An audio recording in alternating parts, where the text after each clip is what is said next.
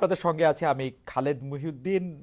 ১৫ বছরও যাদের গদি টলেনি, গণ অভ্যুত্থান এবং অনেকের আত্মত্যাগের ফলে সেই আন্দোলন সফল হয়েছে, কিন্তু সেই আন্দোলনে যারা ছিলেন তাদের মধ্যে অনেকের মধ্যে দেখা যাচ্ছে দ্বিধা, বিভক্তি, অনেক সময় অনেক সংঘাতময় জায়গায়ও তারা পরস্পর এসে দাঁড়াচ্ছেন।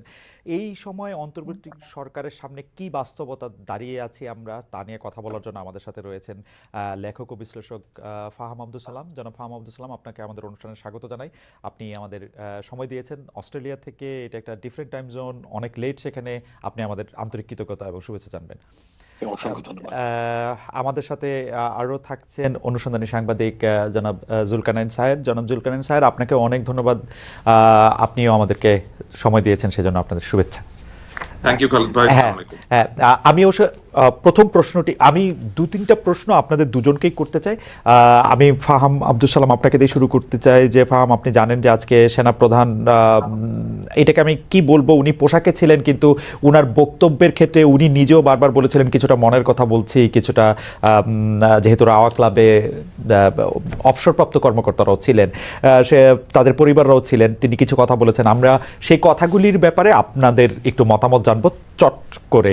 একটা আমি তাকে উদ্ধৃত করছি, বিডিআর হত্যাকাণ্ড নিয়ে জেনারেল ওয়াকারুজ্জামান বলছেন যে একটা জিনিস আমাদের সবসময় মনে রাখতে হবে, এই বর্বরতা কোনো সেনা সদস্য করেনি, সম্পূর্ণটাই তদানীন্তন বিডিআর সদস্য দ্বারা সংগঠিত, ফুল স্টপ, এখানে কোনো ইফ ও বাট নেই। ফাহাম, আপনার মন্তব্য শুনবো যদি ছোট করে, কারণ অনেকগুলি প্রশ্ন আছে ওনার বক্তব্য। দেখেন, এখানে একটা ব্যাপার হচ্ছে যে ওই সময় তদন্তটা ভালো করে হয়নি। এটা হচ্ছে কি সত্যকে মানে ফ্যাক্ট, কারণ ওই সময় ধামাচাপা দেওয়ার একটা চেষ্টা করা হয়েছিল এবং তৎকালীন আওয়ামী লীগ সরকার এটার সাথে কমপ্লিটলি বিশ্বাসঘাতকতা করেছিল। তো সেই নিরিখে বাংলাদেশের সাধারণ মানুষের মধ্যে একটা চাহিদা আছে যে এই ঘটনার একটা প্রকৃত তদন্ত হোক এবং বের হয়ে আসুক, এবং আমি তার সাথে সেই যে সেই আকাঙ্ক্ষার সাথে সম্পূর্ণ একমত। যে কারণ আপনাকে বুঝতে হবে, যেখানে অনেকগুলো পরিবারের বিশাল ত্যাগ রয়েছে এবং তারা এগ্রিভড, এবং তাদের যে বিচার পাওয়ার আকাঙ্ক্ষা, এটা খুব স্বাভাবিক, এবং সেই বিচার পাওয়ার আকাঙ্ক্ষাটাকে আমাদের সম্মান করা উচিত। এবং সেই সম্মানের আঙ্গিকে আমি বলতে চাই যে এই বিচার পুনঃতদন্ত হওয়া উচিত, এতে কোনো সন্দেহ নেই। কিন্তু উনি যেটা, আমার ধারণা, অনুমান, উনি, এটা আমি নিশ্চিত না, এটা আমার রিডিং অফ দ্য ইভেন্ট, যে উনি এটার সাথে যেই অন্য পক্ষের কোন একটা বৈদেশিক পক্ষের যেই যোগাযোগ, এটাকে সম্ভবত অ্যাড্রেস করার চেষ্টা করেছেন, সেই জায়গাটায় উনি নাকচ করে দিয়েছেন বলে আমার অনুমান। আমি তার মন জানি না, তো সেটা যদি হয়ে থাকে সেটা ভিন্ন আলাপ। কিন্তু আমি সম্পূর্ণ, যারা শহীদ পরিবার তাদের সাথে সম্পূর্ণ একমত যে এই ঘটনার তদন্ত হওয়া উচিত। আমি একই বিষয়ে আমি একটু জুলকারনাইন সাহেব আপনার কাছে আসতে চাই। যে স্যার, আপনি নিশ্চয়ই বক্তব্যটা শুনেছেন, তো সেই ক্ষেত্রে তিনি বলেছেন যে বিচার প্রক্রিয়া, যাদের শাস্তি হয়েছে তারা অপরাধ করেছে বলেই শাস্তি হয়েছে। ৫১ জনের ব্যাপারে তার কাছে কিছু রিপোর্ট গেছে, তার মধ্যে তিনি তার থেকেও বেশি করেছেন সে তিনি বলেছেন। আপনি তার বক্তব্য সম্পর্কে কি বলবেন? জি, ধন্যবাদ খালিদ ভাই। আজকে বাংলাদেশের সেনাবাহিনীর প্রধান জেনারেল ওয়াকারুজ্জামান যা বলেছেন ওনার ভাষণে, বিশেষ করে বিডিআর এর বিষয়ে, আমার বিডিআর এর বিষয়ে আমি এতটুকুই বলতে পারবো যে যারা অপরাধ করেছে তারা শাস্তি পেয়েছে, এই কথাটা উনি যথাযথভাবেই বলেছেন। এখানে আমি কোনো ভুল অথবা কোনো অসঙ্গতির কোনো কিছু আমি দেখছি না, কারণ যারা এখানে শাস্তি লাভ করেছেন তারা বিভিন্ন রকমের অপরাধে যুক্ত ছিলেন। শুধুমাত্র যে তারা হত্যাই করেছেন তা না, তারা ওইখানে বিভিন্ন নারীর সম্ভ্রমহানি করেছেন, তারা ধর্ষণের মতো ভয়াবহ অপরাধের সাথে যুক্ত ছিলেন। এখন বিচার প্রক্রিয়াটা যখন চলে তখন আমার জানা মতে অনেকের মান সম্মানের কথা এবং সামাজিক অবস্থার কথা চিন্তা করে তাদেরকে যে ধর্ষণ করা হয়েছে এই কথাগুলো উজ্জ্বল রাখা হয়। অনেকে স্মল আর্মস এবং এক্সপ্লোসিভস এর মামলায় অ্যারেস্ট দেখানো হয়। সুতরাং ইন এ ব্রডার পার্সপেক্টিভ এটা যে আপনার সঠিক হয়েছে, অথবা বিচার যে আপনার শাস্তিগুলো যে দেয়া হয়েছে, শাস্তি যথাযথভাবে দেওয়া হয়েছে বলে উনি যে মন্তব্যটা করেছেন, এখানে আমি কোনো ভুল কিছু দেখছি না। ওকে, নেক্সট প্রসঙ্গ স্যার, আপনাকে ধন্যবাদ। ফাহাম আব্দুল সালাম, আমি আপনার কাছ থেকে জানতে চাইবো যে সেনাপ্রধান একটি প্রসঙ্গে বলেছেন, আমি একটু প্যারাফ্রেজ করি জিনিসটাকে, যে র্যাব, ডিজিএফআই, এনএসআই এরা প্যানিকড অবস্থায় আছে, পুলিশের ব্যর্থতার কারণও তিনি আসলে বলতে চেয়েছেন। 30,000 সেনা সদস্য দিয়ে যারা ক্যান্টনমেন্টে 30,000 যাবে আসবে তাদের দিয়ে আসলে এটা করা সম্ভব না। আমরা যা করছি সেগুলো আমাদের উচ্ছৃঙ্খলতা এবং আমরা পরস্পর এটার মধ্যে করছি, এরকম কিছু বলেছেন। আমি যেহেতু একদম পুরোপুরি উদ্ধৃত করছি না, সেটা নিয়ে আপনার একটু মন্তব্য শুনতে চাই। কথাটা তো সত্যই, মানে ব্যাপারটা হচ্ছে যে আমরা একটা এক্সট্রাঅর্ডিনারি ফেজে আছি, এবং এই এক্সট্রাঅর্ডিনারি ফেজে থাকার কারণে কিন্তু মিলিটারির একটা যে ক্যাপাসিটি সেটা ভীষণভাবে হ্যাম্পার্ড হয়েছে। এটা কোনোভাবেই মানে অস্বীকার করার উপায় নেই, কারণ মিলিটারির কাজ তো রাস্তায় না, এবং এই কাজটা করছেন তারা, এবং এটা একটা লিমিট আছে, একটা জায়গায় গিয়ে থামতে হবে। আমি সেটা বলি যে আমাদেরকে নর্মালসিতে ফেরত আসতে হবে। আমাদের যে পুলিশিং, এটা একেবারে ডিপ্লিটেড, পুলিশিং এর কোনো ক্ষমতাই নেই। সেই অবস্থা থেকে আমাদের উন্নতি হয়েছে, কিন্তু ল অ্যান্ড অর্ডার অবস্থা খুবই বাজে। তো এই জন্য একটা প্রিভেইলিং আইডিয়া হচ্ছে কি যে একটা যদি পলিটিক্যাল গভর্নমেন্ট আসে তখন তাদের পক্ষে এই কাজগুলো করা সহজতর হবে, এবং অর্থাৎ মূলত স্টেবিলিটির দিকে আমাদের দেশ নর্মালসিতে ফেরত যেতে হবে। এবং সেই কারণ থেকেই ওয়াকার সাহেব এই কথাগুলো বলছেন, এবং এটা তো সত্য কথা যে মিলিটারির ভেতরে যে এতদিন ধরে যদি আপনি এনগেজ করে রাখেন রাস্তাঘাটে, এবং ল অ্যান্ড অর্ডার অবস্থাও ভালো না। So if you think about it, যে এই কাজগুলো তো আসলে পুলিশের কাজ, এবং পুলিশকে যদি পাওয়ারফুল করতে হয়, পুলিশ একটা ডিপ্লিটেড ফোর্স, এটাকে আপনার লোকবল বাড়াতে হবে, নর্মাল সিটে ফেরত যেতে হবে, এবং ওই গোলের দিকে যাওয়ার যে তার ইচ্ছা আমার কাছে মনে হচ্ছে দ্যাট ইজ পারফেক্ট। এবং এটাই একজন অ্যাডাল্ট হিসেবে, একজন রেসপন্সিবল মানুষ হিসেবে তিনি যা বলেছেন, যেটা আমার কাছে তাই মনে হচ্ছে। ফাহাম, এখানে দুইটা প্রশ্ন। এক হচ্ছে যে আপনি কি পরে নিশ্চয়ই আরো আমরা বিস্তার করতে পারবো, যে আপনি কি এটা বলতে পারবেন যে কেন যেই কাজ পলিটিক্যাল গভর্নমেন্ট পারবে সেইটা নন পলিটিক্যাল গভর্নমেন্ট কেন পারবে না, যদি এটা আইন শৃঙ্খলার ব্যাপার হয়? এক, আর এইটা আগে একটু জি। Fantastic question. মানে বাংলাদেশের সরকার, বাংলাদেশ এমন একটা রাষ্ট্র যেটা ডিজাইনড ফর পলিটিক্যাল গভর্নমেন্ট, এবং এটা একটা নন পলিটিক্যাল গভর্নমেন্টকে এই দেশ গভর্ন করা সম্ভব না। কেননা আমি একটা ছোট্ট করে একটা উদাহরণ দিই, যেটা হচ্ছে কি আমাদের এই অন্তর্বর্তীকালীন সরকারের চাইতে অনেক বেশি পাওয়ারফুল এবং এইবল গভর্নমেন্ট ছিল 2007 সালের তত্ত্বাবধায়ক সরকার। 2007-8 সালে ওই সময় একটা তারা কমপ্লিটলি, এখন তো কোনো সরকারই ছিল না 5ই আগস্টে, তারা একটা ফাংশনাল গভর্নমেন্ট পেয়েছিল।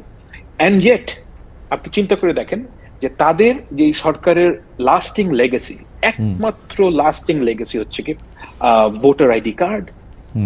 কারণ আমাদের দেশের যেহেতু সরকারের মধ্যে ক্লায়েন্ট পেড, আচ্ছা সরকার বলছে, ভুল বললাম, এই দেশের মধ্যে সর্বক্ষেত্রে ক্লায়েন্ট পেট্রন বেসড একটা রিলেশনশিপ তৈরি হয়। এখন বর্তমান সরকারের যেটা সবচেয়ে বড় সমস্যা, সেটা হচ্ছে কি তারা যদি বিউরোক্রেসি চালাতে যান, তাদের কাছে ক্যারেট নাই, স্টিকও নাই। স্টিক 5ই আগস্টে ছিল, সেটা ব্যবহার করেন নাই। এখন এই যে ক্যারেট, সবাই জানেন যে এই সরকার অল্প সময়ের জন্য আছেন, এবং এরপরে কি হবে তারা জানেন যে অন্য একটা সরকার আসবে, সুতরাং we must serve to that government. Okay, ওই এই ক্যারেক্টারিস্টিকের এইটার প্রসঙ্গে আসবো। আমি একটু দ্বিতীয় প্রসঙ্গটা একটু বলে আসি, কারণ আমার কাছে মনে হয় যে আমি প্রশ্নটা করে রাখি আপনার কাছে কি মনে হয় না যে বিএনপি যেহেতু একটা ছায়া সরকার চালাচ্ছে বা অনেকটা বড় দল হিসাবে তারা প্রায় ক্ষমতায় এসেই পড়েছে, সেই জন্য এই ক্যারেক্টারিস্টিকের ওইটা আসলে কাজও করতেছে না? এটা আপনি পরে উত্তর দিয়ে আগে আপনি আমার বলেন, সেনাবাহিনী যে 6 মাস ধরে ম্যাজিস্ট্রেসি নিয়ে বসে রয়েছে, সেনাবাহিনী এই দায়টা কেন আগে স্বীকার করতেছে না? সেনাবাহিনীর কাছে ম্যাজিস্ট্রেসি থাকলে তো পুলিশ বা সিভিল ফোর্স তো আসলে কাজ করতে পারে না, বা প্রপারলি কাজ করতে পারে না, কারণ এখানে 2-3টা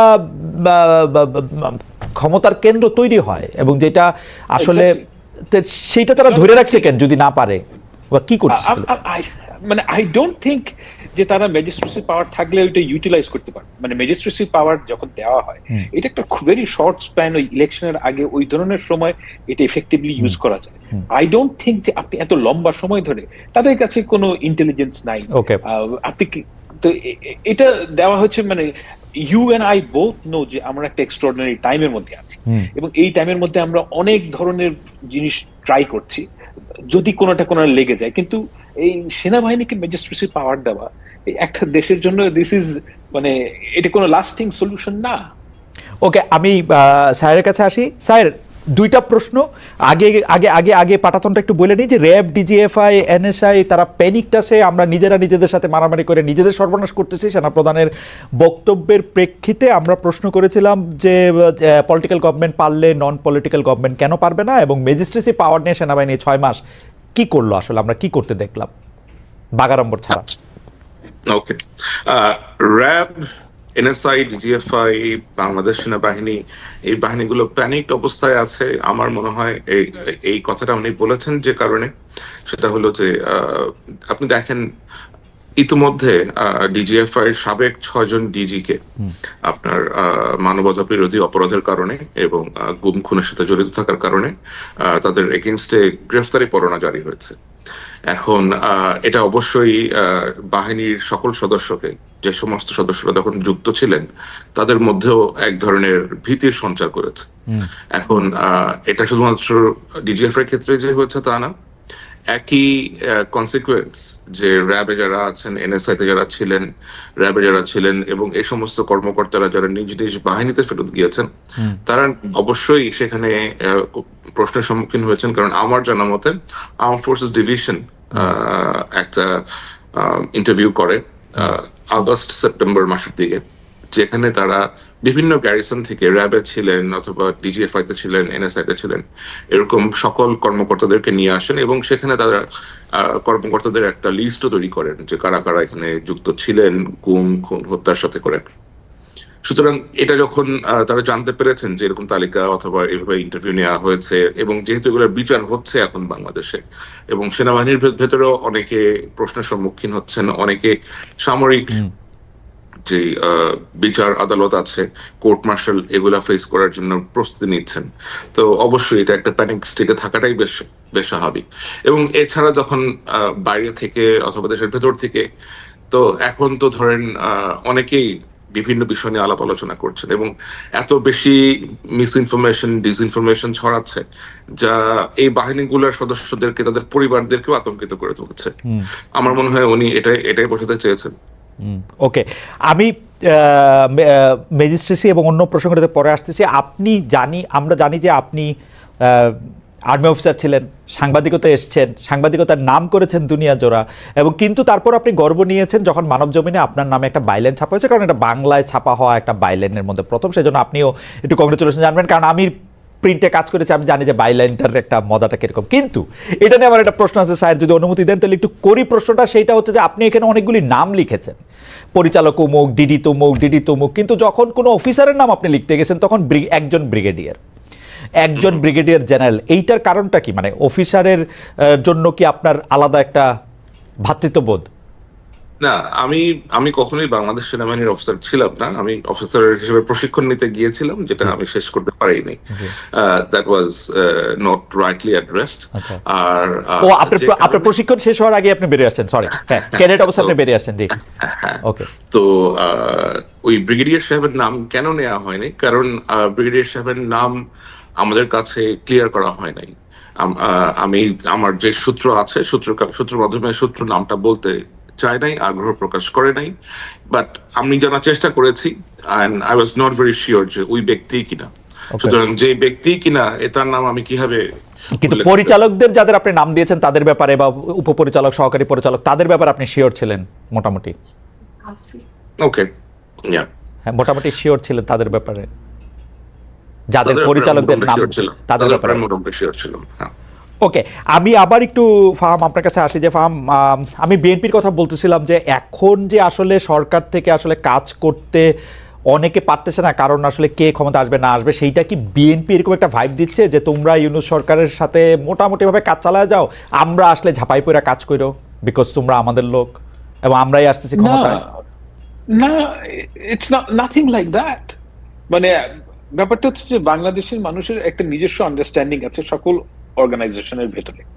এখন আমি যখন সত্যি কথা বলি, আমি প্রথম তো চাই 15ই আগস্ট। 15ই আগস্ট গিয়ে আমি ভাবছিলাম যে বাংলাদেশে তো বিএনপির উপর থেকে গত এই 15 বছর যে স্টিম রোলার গেছে, এর লোক খুঁজেই পাওয়া যাবে না। আমি গিয়ে দেখলাম উল্টা জিনিস, মানে সবাই মানে ওভারনাইট সবাই বিএনপি হয়ে গেছে। এখন এটা তো বিএনপি কে বলে নাই কাউকে গিয়ে, কিন্তু ব্যাপারটা হচ্ছে যে বাংলাদেশের মানুষ উঠতি সুরজকে পূজা করে, যখনই যেখান থেকে সুযোগ পায় তখন সে সবাই কেবলা চেঞ্জ করে ফেলে খুব তাড়াতাড়ি। তো ওই ঘটনাটা ঘটেছে। এখন তারা নিজেদের মধ্যে, আমার কাছে মনে হয় না যে BNP has got a very মানে clear path to power, it has to win the vote of Bangladeshi people, এবং সেই ঘটনাটা বিএনপিকে নিজেই করতে হবে। কিন্তু এই ঘটনা ঘটার আগেই একটা ইনস্টিটিউশনের সবাই যদি মনে করে যে আমরা বিএনপি হয়ে যাব, এটার তো আসলে দায়ভার বিএনপির না। এবং আই ডোন্ট থিঙ্ক যে বিএনপির হিউজ প্রেশার আছে, দুই একটা ইস্যুতে আছে প্রেশার গভর্নমেন্টের উপর, কিন্তু ডে টু ডে রানিং এর ব্যাপারে নো, আই ডোন্ট থিঙ্ক বিএনপির খুব একটা লেভারেজ আছে গভর্নমেন্ট। আমি জানি না, মানে আমি কিছুদিন আমার কিছু বন্ধু আসলে সরকারের কর্মকর্তা পর্যায়ে আছে বলে তারা কিন্তু আমাকে একটা উল্টো ধারণা দিয়েছেন যে ফার্ম, যে আসলে সরকারের কোন কি পজিশনে কে বসতেছেন সেটা অনেকটাই বিএনপির কথা মাথায় রেখেই সেটা বসানো হচ্ছে। যাই হোক, সেটা আরেক প্রসঙ্গ, কারণ এটা আমিও এটা বলতে চাই না, কারণ আমি স্যারের মতো এটা প্রমাণও করতে পারবো না, সেজন্য আমি এটা বলতেছি না। আমি একটু স্যারের কাছে আসি। স্যার, আপনি বিএনপি সম্পর্কে আপনার ফেসবুক স্ট্যাটাসের মধ্যে ছোট্ট একটা জায়গা আপনি একটু ছোট্ট করে বলছেন, সেইটার জন্য যদি আপনি একটু কথা বলেন। এইটার বিষয়ে আমি একটু ফার্মরে বলতে চাই যে বিএনপি মানে ভারতের ভরসা বিএনপি, আপনি এরকম একটা কথা বলছেন, আপনি এইটা কেন বলছেন? এটা কি একটু বলবেন আমাদের, যে ভারতের ভরসা কেন বিএনপি?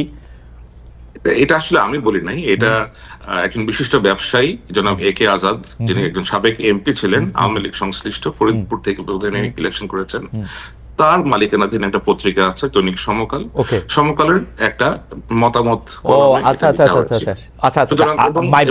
আমি সেটা রিফিউট করেছি যে এই ধরনের ন্যারেটিভ আসলে কেন সেট করা হচ্ছে যে ভারতের ভরসা বিএনপি, এটা বলতে পারে কিনা। আচ্ছা, আপনি কি মনে করেন যদি ভারত এখন আওয়ামী লীগ নামক ক্যাবলাটা বদলায় অন্য ক্যাবলার দিকে যদি যাইতে চায়, ও কি আসলে বিএনপির দিকেই যাবে বা যাইতেছে? এখন ভারত কার দিকে যাবে সেটা তো তাকে সিদ্ধান্ত নিতে হবে। আর আমার মনে হয় যারা বাংলাদেশে আগামীতে ক্ষমতায় আসতে চান তাদেরকে বাংলাদেশের কেবলাটা যেন বাংলাদেশের দিকেই থাকে সেটা সেট করতে হবে। কেবলা যেন কারোর দিকে না যায়। ভাই, আমরা কারোর দিকে কেবলা যেতে চাই না। না, আমরা না চাইলাম ভারত চাইবো কিনা যে বিএনপি থাক, চাইতেই পারে, বিএনপি পুরনো বন্ধু বিএনপি, তাকে দিতে হবে এমন তো কোনো বাধ্যবাধকতা নাই। না না, তাকে তো আপনি দিবেন না। সে যদি ওদিকে ফিরে থাকে আপনি মানায় করবেন কেমনে? মানে বলতে হবে যে তুমি তো নজর সরাও, নজর সরাও এরকমটা। আচ্ছা, অন্যদিকে দাও, এদিকে নজর দিও না। আপনার আমি একটু ফার্মের মন্তব্যটা একটু নিয়ে নিই যে ফার্ম, একটা মিনিট ভাই, আমি আসলে অফিসে, তো আমাকে একটা খুব জরুরি কল নিতে হবে ফর 2 মিনিটস। জি, আর আমাকে আমার রুমটা একটু চেঞ্জ করতে হবে কারণ এখানে একটা মিটিং হবে। ঠিক আছে ঠিক আছে ঠিক আছে, I will be back. ঠিক আছে 2 minutes. ঠিক আছে, কোনো অসুবিধা নেই, কোনো অসুবিধা নেই। আমি এইটার মধ্যে একটু বুঝতে চাই যে মানে স্যার যেরকম বললো যে ইভেন ভারতের বন্ধুত্ব একটা নির্দিষ্ট পলিটিক্যাল পার্টির জন্য আসলে মানে ওদেরকে বলে দেওয়া যায় না আমরা তোমার বন্ধুত্ব চাই না, আপনিও কি তাই মনে করেন কিনা বিশ্লেষক হিসাবে? না না, আমার কাছে মনে হচ্ছে, দেখেন একটা কথা আপনাকে বলি, যেই দল কখনই ক্ষমতায় আসবে না আর যেই দল অ্যাকচুয়ালি ক্ষমতায় আসবে বলে মনে করে, এই দুইজনের স্ট্র্যাটেজি, এই দুইজনের মধ্যে দুইজনের যে ন্যারেটিভ কখনোই এক হবে না। যেমন আপনি যদি সিপিবি করেন কিংবা আপনি যদি একটা হিজবুত তাহরির করেন, সাপোজ, আমি জাস্ট কথার কথা বলছি, যে এরকম আপনারা যদি একটা, আপনি জানেন যে আপনি ভোট করে সরকার গঠন করতে পারবেন না, তখন আপনি অনেক আজব আজব কথা বলতে পারবেন যে ভারতের সাথে হ্যান করবো ত্যান করবো। দ্য রিয়ালিটি হচ্ছে গিয়ে ভারতের সাথে আমাদের বিজনেস যেই চালায় যেতে হবে, আমাদের ভারতের সাথে বিজনেস ইন্টারেস্ট যেগুলো সেগুলো চালাতে হবে, এগুলো হচ্ছে রিয়ালিটি। আমাদের বছরে প্রায় $1 বিলিয়ন কাছাকাছি আমরা ড্রাগ ইনগ্রেডিয়েন্ট ইম্পোর্ট করি, একটা মেজরিটি হচ্ছে ইন্ডিয়ার সাথে। তো এই ধরনের অনেকগুলো ক্রিটিক্যাল ইন্ডাস্ট্রি আছে যেগুলোতে আমাদের ভারতের উপর ডিপেন্ডেন্স আছে। তো এগুলো আমি শুধুমাত্র ব্যবসার ক্ষেত্রে বলছি যে আপনি তো সম্পর্ক নাই করে ফেলতে পারবেন না, আপনাকে এগুলো চালিয়ে যেতে হবে, এটা হচ্ছে ওয়ান পার্ট। কিন্তু আওয়ামী লীগ সরকার যেই কাজটা করেছিল, আমার মনে হয় না যে বাংলাদেশের কোনো রাজনৈতিক দল ভারতের সাথে ওই ধরনের নতজানু সম্পর্কে যাওয়াটা আর কখনোই এফোর্ড করতে পারবে। তো আমি মনে করি না যে মানে ভারতের সাথে কোনো সম্পর্ক থাকবে না, এইটা একটা ইমপ্র্যাকটিক্যাল কথা। এই ধরনের ন্যারেটিভে যাওয়াটা উচিত না, কারণ এটা প্র্যাকটিক্যাল কোনো অ্যাপ্রোচ না। কিন্তু আমাদের আমি যেটা এক্সপেক্ট করি যে ভারতের সাথে বাংলাদেশের সম্পর্ক হবে দুটো সার্বভৌম রাষ্ট্রের, এবং ভারতের যে সরকারের যে স্ট্র্যাটেজি টুয়ার্ডস বাংলাদেশ সেটা অবশ্যই প্রো পিপল পলিসি হতে হবে from the perspective of Bangladeshi people. আমি একটু মাঝখানে বলি, আপনি এখন যে কথা বললেন একটা স্বাধীন দেশের কূটনীতি এর বাইরে যাইতেই পারে না, মানে এটা হয়তো বাংলাদেশের কূটনীতিতেও এই কথাটাই আসে যে আমরা এইটাই করতে চাই। একদিকে হচ্ছে যে আচ্ছা আপনি হয় না এটা আগে শেষ করেন, তারপর আমি প্রশ্নটা করি। এটা হয় নাই কারণ হচ্ছে কি যে ভাই গত 15 বছরে যেহেতু আওয়ামী লীগকে নির্বাচন করে ক্ষমতায় যেতে হয়নি, মানে নির্বাচন না করেই তারা ক্ষমতা যেতে পেরেছে, সেহেতু তারা পিপলের যে আকাঙ্ক্ষা, জনগণের যে স্পৃহা, সেটার কোনো তোয়াক্কাই করেনি। তো ওই জিনিসটা বাংলাদেশে সম্ভব না, কারণ বাংলাদেশে আমি মনে করি না যে নির্বাচন না করে আপনি ক্ষমতায় থাকবেন, যে ইন দ্য ফোরসিয়েবল ফিউচার আপনি এটা পারবেন। ওকে, সুতরাং সেহেতু আমি বলছি যে বাংলাদেশের ভবিষ্যতে যেই সরকারে আসুক এই ধরনের নতজানু সম্পর্কের কোনো প্রশ্নই আসে না, এবং সেটা তারা এফোর্ড করতে পারবে না, কারণ ওই জায়গায় গেলে সে পরে নির্বাচন হারবে। আচ্ছা, আমি এখন 2-3টা কথা এরকম একটু বলতে চাই যে আপনি নতজানু সম্পর্কের কথা বলতেছেন, আসলে তো কেউ আসলে ঘোষণা দিয়ে নতজানু সম্পর্কের কথা বলতেও পারবে না, হয়তো বই খাতায় আপনি যেগুলি বলতেছিলেন সেগুলি হয়তো আছে কাজের গরু। কিন্তু আমরা এর উল্টা দিকে যদি দেখি যে বাংলাদেশে একটা পপুলিস্ট রাজনীতির দিক হচ্ছে ভারতকে গালি দেয়া।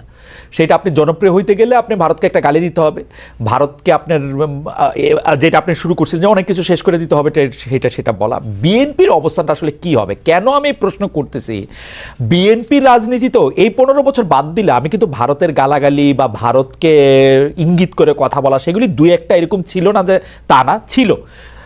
কিন্তু আমরা যখন ক্ষমতায় বিএনপি গেছে 2001 থেকে 2006 যদি আমরা ধরি, সে ভারতের কাছে গ্যাস বিক্রি করে দিতে চাইছে, সে টাটার কারখানা এখানে আইনা কম দামে বিদ্যুৎ দিতে চাইছে, ভারতের সাথে সম্পর্ক উন্নয়নের জন্য এক্সট্রা মাইল গেছে। কেউ কেউ বলতে চায় যে তাইওয়ানকে স্বীকৃতি দিছে ভারতকে খুশি করার জন্য, চীনকে অখুশি করার জন্য। ওই রিয়ালিটি আর নাই, সেই রিয়ালিটি এখন আর নাই। এটার কারণ হচ্ছে কি, আমি আপনাকে একটা ঘটনা, ছোট্ট ঘটনা। 2024-এর নির্বাচনের আগে আমাকে বাংলাদেশের একজন সেনা কর্মকর্তা, আমি এখানে নাম বলছি না, তো উনি আমাকে বললেন যে উনি যোগাযোগ ছিল প্রফেশনাল কারণে, এবং আমি আপনাকে শুধু এতটুকুই বলছি যে ওনার যে প্রফেশনাল কারণে ভারতের সাথে যোগাযোগ ছিল এটা লেজিট, এটা ওনার প্রফেশনাল ক্যাপাসিটি হওয়ার কথা। তো ওনাকে বাংলাদেশের আওয়ামী লীগ সরকারের প্রায় 15 জন এমপি রিজিউমে সিভি দিয়েছেন ভারতে পৌঁছানোর জন্য, এবং এর মধ্যে 3 জন সেটা হিন্দিতে ট্রান্সলেট করে দিয়েছে। সিরিয়াসলি? তো বুঝতেই পারছি, একেবারে হিন্দিতে এখান থেকে ট্রান্সলেট করে দিয়েছে যাতে ওখানে পৌঁছলে পড়তে সুবিধা হয়।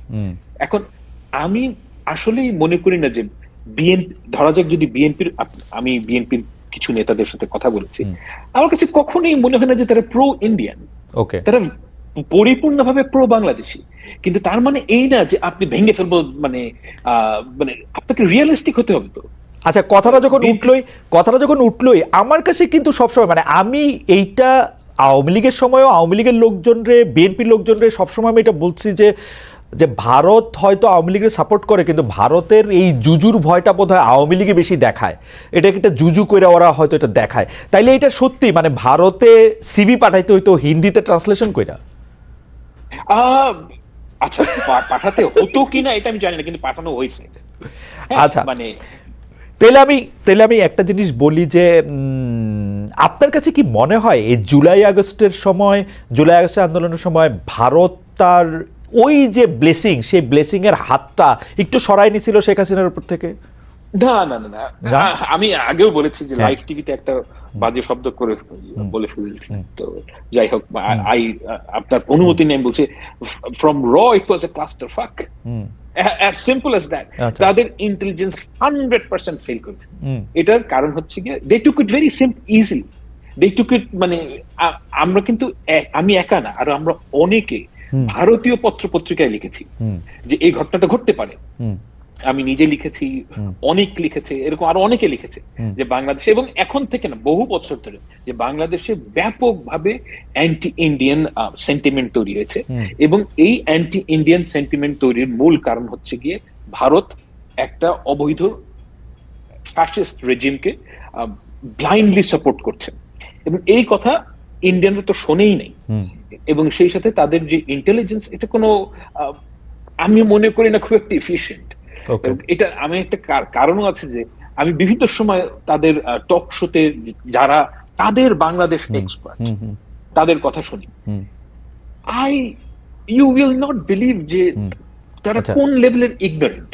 ওকে, তো তারা বাংলাদেশ সম্বন্ধে খুব ভালো জানেনও না, তাদের ইন্টেলিজেন্স কমপ্লিটলি ফেল করেছে।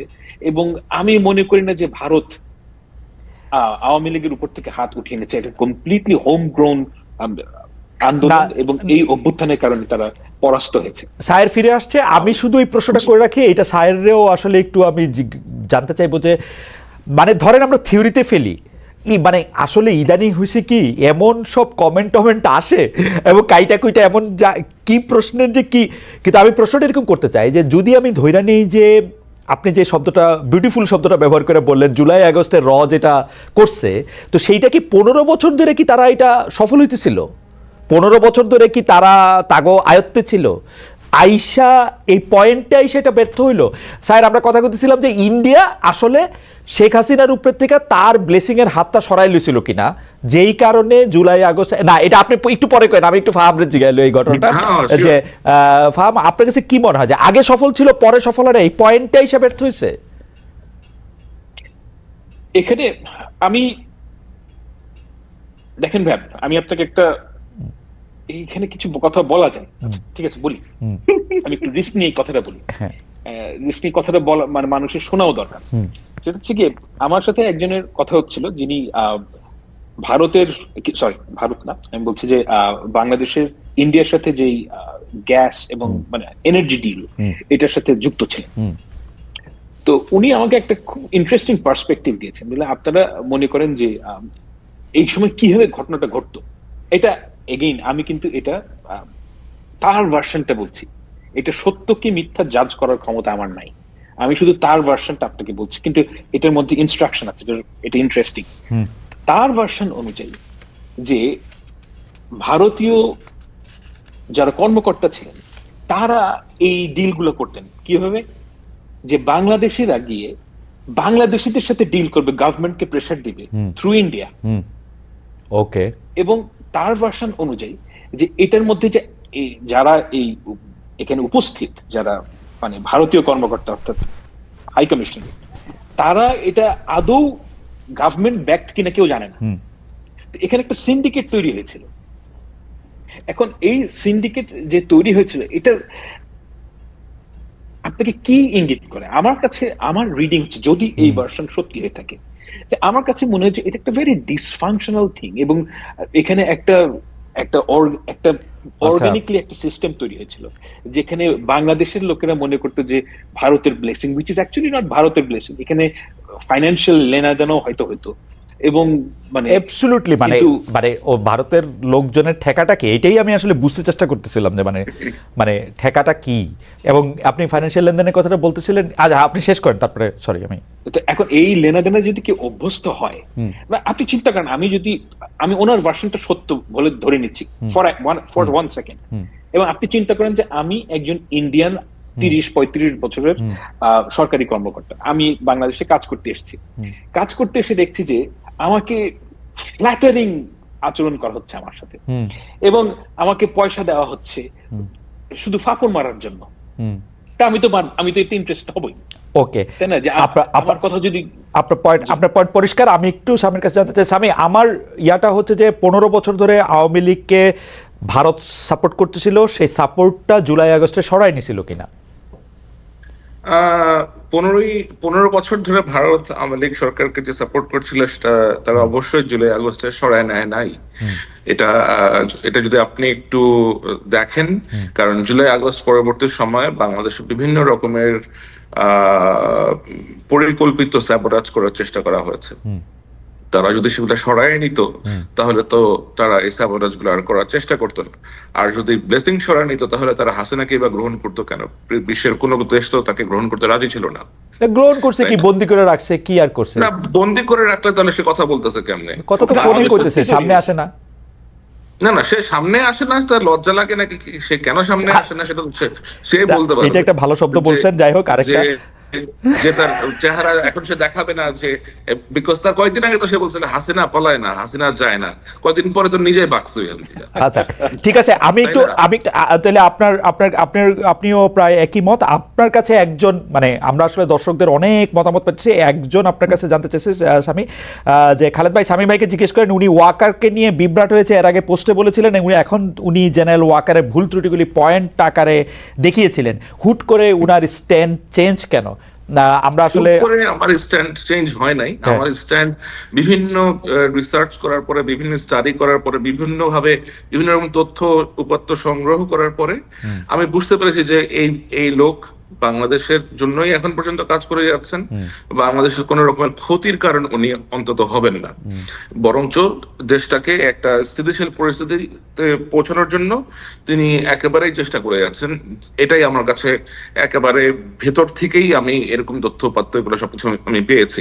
কারণ তার মধ্যে ওই আকাঙ্ক্ষা নাই। উনি স্পষ্টভাবেই গত 2 সপ্তাহ আগেই একটা বোধহয় অফিসার্স কনফারেন্স হয়েছে, উনি ওখানে গিয়ে বলেছেন যে আমার এগুলো নেওয়ার কোনো ইচ্ছা নাই, তোমরা যদি কেউ মনে করে থাকো যে আমি এরকম অডাসিয়াস, then ভাই I will quit the job, আমি like I'm leaving, you guys take over and do whatever you want to. এখন the fact is জেনারেল ওয়াকারের মতো এরকম পপুলার অথবা এরকম অ্যাকসেপ্টেন্স ওয়ালা মিলিটারি অফিসার এবং সেনা প্রধান বাংলাদেশ সেনাবাহিনীতে গত 15-16 বছরে আসে নাই, to be very frank with you.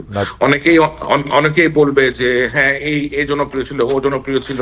General ওয়াকারের যেরকম অ্যাকসেপ্টেন্স আছে সৈনিকদের কাছে, আদার র্যাঙ্কস এর কাছে, অফিসারদের কাছে, এটা আপনি অন্য আরেকজনকে দিয়ে রিপ্লেস করে করতে পারবেন না। মানে শেখ হাসিনা সব কাজ খারাপ না আসলে? না, শেখ হাসিনা সব কাজ খারাপ না, এটা তো শেখ হাসিনা তো সব কাজ খারাপ না। আচ্ছা ঠিক আছে, আমি আসতেছি আপনার কাছে। শেখ হাসিনা সব কাজ খারাপ না হলে সে আজিজরা দিল কেন? চোর পাটপাট। হ্যাঁ, আজিজকে দিছে খারাপ, ওয়াকারকে দিছে ভালো, ভালো কাজ খারাপ কাজ সব কাজই করছে আর কি। যাই হোক, আমরা দর্শকদের কাছে জানতে চাইছিলাম, দেশের আইন শৃঙ্খলা পরিস্থিতি সন্তোষজনক, স্বরাষ্ট্র উপদেষ্টা জাহাঙ্গীর আলম চৌধুরীর এই দাবি সঠিক বলে মনে করেন কিনা? শতকরা 8 ভাগ দর্শক মনে করেন যে এটা সঠিক, শতকরা 92 ভাগ মনে করেন এটা সঠিক না। এইটা হচ্ছে 51,000 দর্শক এখানে ভোট দিয়েছেন। আমি আবার একটু ফাহামের কাছে ফিরে আসি। ফাহাম, আপনাকে ইদানিং ভারতের দালাল বলা হচ্ছে, এইটা কোন জায়গা থেকে, এই জায়গাটা কোন জায়গা থেকে আসলো সেইটা যদি একটু আমাদের একটু বলেন। আরেকটা জায়গা হচ্ছে, আপনি মাস্টার মাইন্ড নিয়ে বলতে গিয়ে আপনি শায়েরের কথা বলছেন। আমি আপনাকে কোট করি, শায়েরের লেখা পড়ে আমি যা বুঝলাম তা হলো শায়েরের আস্থাভাজন কোট আন কোট ব্যক্তিটাই সবচেয়ে রিস্কি কাজ করেছে। এখন আমি বুঝলাম না পুরো ঘটনা সালমান বা কেউ কিভাবে মাস্টার মাইন্ড হয়। আপনি বলছেন যে আসলেই কোনো মাস্টার মাইন্ড বা এটা প্ল্যান করে কখনো করা এটা সম্ভব না। শায়েরকে যদি আমি বুঝে থাকি, শায়ের এটার মধ্যে বলতে চাইছে যে, আমরা শায়ের থেকেও শুনবো যে এটার মধ্যে কিছুটা প্ল্যান ছিল, কিছুটা মানে সাংগঠনিক তৎপরতাও ছিল। আমি একটু আপনার কথা আগে শুনতে চাই যে ফাহাম, আপনি শায়েরকে মানে আমি জি, এখানে ব্যাপারটা হচ্ছে যে আমি একটা নতুন জিনিস আবিষ্কার করেছি এই 2 দিন হলো। এটা হলো যে আমরা যেভাবে মাস্টারমাইন্ড শব্দটা ইউজ করি, আমি অ্যাটলিস্ট যেভাবে করি, আর বাংলাদেশের সাধারণ মানুষ যে ওয়ার্ডটা যেভাবে ইউজ করি সেটা এক না। আসলে মাস্টার হিসেবে করে মনে হয় শব্দটা ইউজ, মাস্টার মাইন্ড না। তারা মাস্টারমাইন্ড হিসেবে বাংলাদেশের সাধারণ মানুষ মনে করে যে নেপথ্যচারী, অর্থাৎ যে গোপনে অনেক কাজ করছে। আচ্ছা, হ্যাঁ, অনেক গোপনে কাজ করছে যে সে হচ্ছে মাস্টারমাইন্ড। কিন্তু আমি এটা চিন্তা করছিলাম অন্যভাবে, এবং আমি দেখছি যে সবাই মাস্টারমাইন্ড ওয়ার্ডটা ইউজ করছে। এটা আমি পরশুদিনই প্রথম আবিষ্কার করলাম যে অ্যাকচুয়ালি শত শত মানুষের কমেন্ট দেখে আমি বুঝলাম, এবং পরে আমি যখন একটা লিখলাম যে আপনারা মাস্টারমাইন্ড শব্দটা কিভাবে বুঝেন, দেখেন আই ওয়াজ রাইট। বেশিরভাগ লোকই বুঝছে, তারা ওইভাবেই বুঝে, অর্থাৎ যে নেপথ্যচারী, যে গোপনে কাজ করে। না, অ্যাকচুয়াল প্রবলেম হচ্ছে যে আমরা ওয়ার্ডটা কিভাবে ইউজ করছি, ইটস এ লিঙ্গুইস্টিক প্রবলেম। আমি অন্যভাবে মিন করছিলাম, আমি বলছি যে এটা কোনো সেন্ট্রালি প্ল্যান্ড গণ অভ্যুত্থান না, এখানে ওই ধরনের প্ল্যানিং করার কোনো উপায়ই ছিল না, এবং আমরা সবাই এখানে যুক্ত হয়েছি, সবাই উইথ দ্য বেস্ট ইন্টেনশনস, এবং একটাই আমাদের আগ্রহ ছিল যে হাসিনাকে সরাতে হবে। হাসিনাকে সরাতে গিয়ে যে যেভাবে পারছিল সেভাবে কাজ করছিল, এবং বাকিটা ছিল আল্লাহ ভরসা।